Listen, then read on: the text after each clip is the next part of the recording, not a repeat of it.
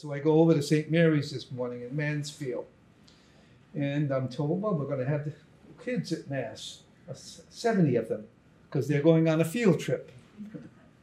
Well, imagine these readings for kids. Did you? Huh? I didn't understand them myself. Okay, so I had to break them down, you know, and let them say, you know, what Paul was saying at the beginning, you know, what righteousness, he was trying to make just people, you know, and then I did go into the woe business. But then I broke it down, and it seemed to work out well afterwards as the kids were going out, and the principal pretty much was quite impressed. And I think I even won him to come here next year rather than to go to, where's that big park in Easton?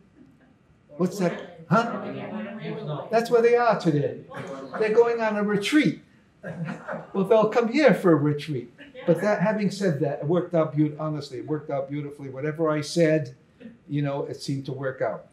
But yesterday, I had to track down a nun who did some restoration work for us, since the Mary statue that's in our little wagon, you know, had developed a little crack. I think it had that crack before. So I recall her being affiliated with a group of male religious, I'm not going to name them, and inquired if they knew how I could contact her. The religious who answered gave me her name, but then proceeded to comment on our museum of family prayer. Okay? He mentioned that some people who visited the museum questioned why at the entrance to the museum we had visuals of different people at prayer. Jews, Muslims, Christians, Hindus. Why? Since Venerable Father Peyton preached about the rosary prayer and not these other ways to pray. Well, I tried to explain to no avail. I should have said, well, what's a museum? That's what you find in a museum, a variety of prayer experiences, huh? Well, later, by the way, the sad news was that sister died in an automobile accident 2 years ago. What a brilliant artist she was, and the restoration work that she did. But later, as I withdrew to our chapel here yesterday afternoon, to think about a homily, I let the Holy Spirit know. I did. I was told, look, I'm looking for inspiration. Okay? I began to read St. Paul's words to the Roman and stopped when St. Paul asked, does God belong to the Jews alone? Does he belong to the Gentiles? Doesn't he belong to the Gentiles too?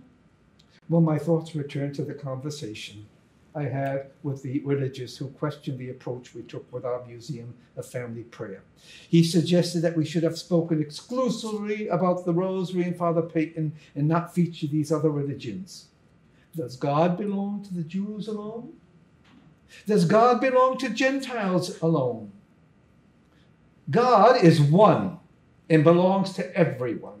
God is the Father of all of humanity, and he came among us to, as Paul used that word, righteousness, to justify, to make people, men and women, right, circumcised and uncircumcised, believers and non-believers. And the world is full, in the words of Karl Rahner, of anonymous Christians. They don't know yet, but they're anonymous Christians. And in his letter to the Romans today, Paul asked if there was an occasion for boasting.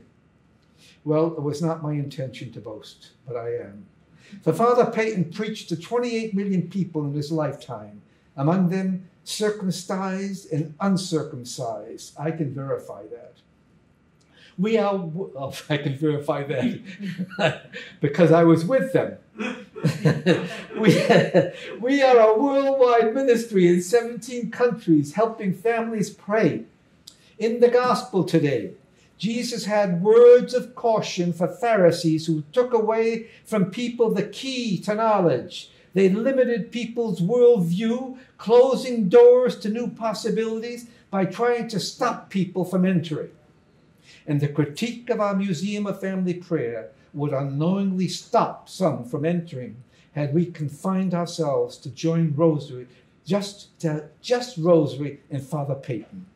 That's not what Father Peyton had in mind when he declared that all families that pray together stays together, and the whole world at prayer is a world at peace.